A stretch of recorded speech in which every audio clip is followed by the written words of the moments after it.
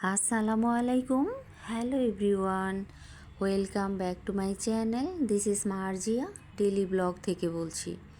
কেমন আছেন সবাই? আশা করি সবাই ভালো আছেন। আমিও আল্লাহর রহমতে অনেক ভালো আছি। তো প্রতিদিনের মতো আজকেও একটি নতুন রেসিপি নিয়ে চলে আসলাম আপনাদের মাঝে। তো এত সাধারণ একটা রেসিপি কিন্তু খেতে অসাধারণ লাগে আর খুবই সহজ উপায়ে খুবই সহজ একটা রেসিপি করে দেখাবো। এটা কম বেশি সবার ভীষণ পছন্দের একটা খাবার। তো আর এত অল্প সময়ে এই রান্নাটা করে ফেলা যায় আর খেতেও কিন্তু দারুণ লাগে। তো চলেন এরকম সুন্দর একটা রেসিপি খুব সহজ উপায়ে করে ফেলি। তো আজকে আমি করব খুবই সাধারণভাবে বেগুন দিয়ে রুই মাছের ভুনা। তো রুই মাছ তো হলুদ লবণ মাখিয়ে আমি খুব সুন্দর করে অফ ক্যামেরাতে ভেজে নিয়েছি। তারপর একটা কড়াইতে দিয়ে দিলাম পরিমাণ মতো তেল, আর সেই তেলে আমি বেশ কিছু কুচানো পেঁয়াজ আর কাঁচামরিচ, আমি এখানে দুই ধরনের কাঁচামরিচ নিয়েছি, লাল এবং সবুজ। তো কুচি কুচি করে কেটে আমি একসাথে দিয়ে দিলাম। তো তার সাথে দিয়ে দিলাম পরিমাণ মতো লবণ। তো লবণ, পেঁয়াজ আর মরিচ দিয়ে খুব সুন্দর করে আমি পেঁয়াজটাকে অনেকটা সময় ভেজে নিব। আর আমি কিন্তু এখানে পেঁয়াজের পরিমাণ একটু বেশি দিয়েছি। আমি এখানে বড় সাইজের 2টা পেঁয়াজ ব্যবহার করেছি। আর এই বেগুন তরকারিতে পেঁয়াজের পরিমাণটা একটু বেশি দিলেই খেতে ভালো লাগে। তারপর আমি খুব সুন্দর করে এটাকে অনেকটা সময় পেঁয়াজটাকে ভেজে নিলাম। তো যখন মোটামুটি ভাজা হয়ে গিয়েছে, তারপর আমি এখানে আদা রসুন বাটা দিয়ে দিলাম, একসাথেই বেটে রেখেছি। তো ওটা দিয়ে আমি আরেকটু সময় ভেজে নেব খুব সুন্দর করে। তারপর যখন ভাজা ভাজা হয়ে গিয়েছে, ওই অবস্থায় আমি দিয়ে দিব একটু পানি মশলাটাকে কষানোর জন্য, যাতে মশলাটা পুড়ে না যায়।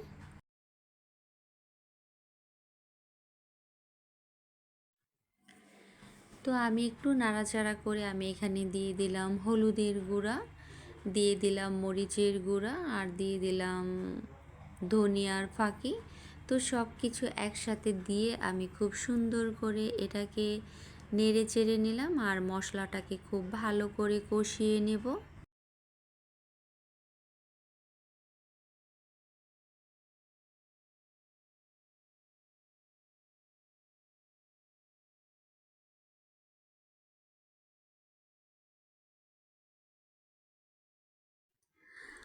আর আমি বারবারই নেড়ে চেড়ে দিচ্ছিলাম, মশলাটা যত কষানো হয় ততই খেতে ভালো লাগে। তো যখন মশলাটা কষানো হয়ে গিয়েছে, তেলটাও মোটামুটি ভেসে উঠেছে, ওই অবস্থায় আমি দিয়ে দিলাম কাঁচামরিচ। তো কাঁচামরিচটা দিয়ে আমি আরেকটু সময় মশলাটাকে কষিয়ে নেব।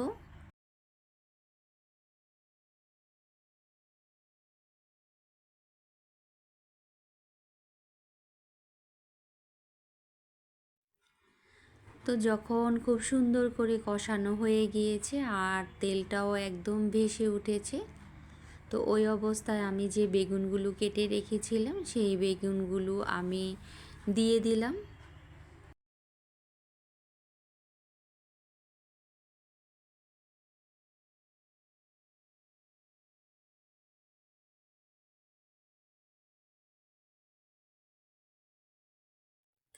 তো তারপর আমি খুব সুন্দর করে মশলাটার সাথে বেগুনটাকে কষিয়ে নিলাম। আর আমি কিন্তু বেগুনটাও অনেকটা সময় ধরে কষিয়ে নিয়েছি।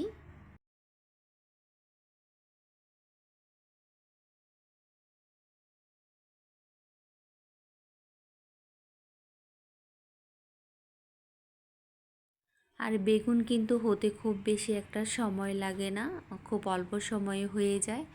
আর এভাবে কিন্তু রুই মাছ দিয়ে খেতেও দারুণ লাগে। তো আমি বেগুনটাকে খুব সুন্দর করে কষিয়ে নিলাম।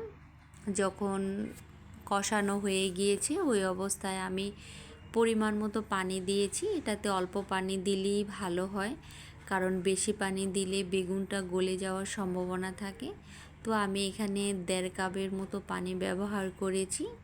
যেহেতু বেগুনটাকে কষিয়ে নিয়েছি, কিছুটা সিদ্ধ হয়ে গিয়েছে, আর আমি এখানে 1.5 কাপ পানি দিয়েছি।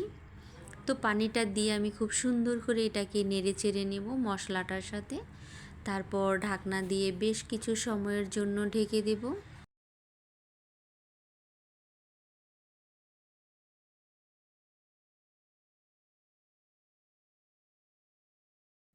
তো হাতে যখন সময় না থাকে এই অবস্থায় এরকম একটা সহজ রেসিপি, খুব মজাদার একটা রেসিপি করে খেতে পারেন। তো বেশ কিছুক্ষণ পর আমি ঢাকনা খুলে দেখলাম বলক চলে আসছে। তারপর আমি নেড়ে চেড়ে দিয়েছি। এরকম করে আমি 2-3 বার অফ ক্যামেরা তো নেড়ে চেড়ে দিয়েছি। তারপর যখন পানিটা টেনে গিয়েছে ওই অবস্থায় আমি ভেজে রাখা মাছগুলো একে একে দিয়ে দিলাম।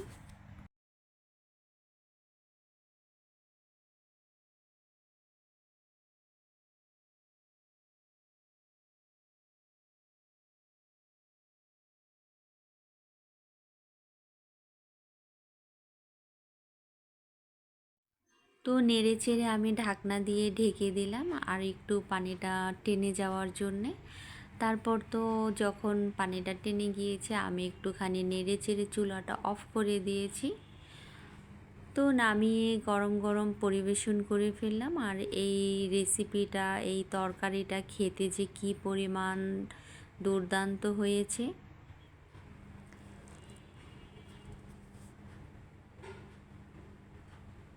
তো এই তো ফাইনাল লুক।